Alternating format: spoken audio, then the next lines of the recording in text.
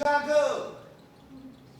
If there is anyone out there who still doubts that America is a place where all things are possible, who still wonders if the dreams of our founders is long enough time, who still questions the power of our democracy, tonight is your answer.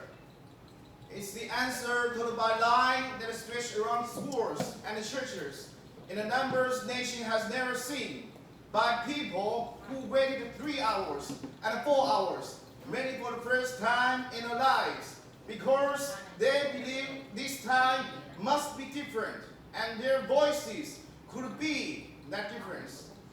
It's the answer spoken by young and old, rich and poor, Democrat and Republican, black, white, Hispanic, Asian, Native American, gay, straight, disabled and non-disabled Americans who send a message to the world that we have never been just a collection of individuals or collection of red states and blue states. We are and always will be the United States of America. Thank you. God bless you.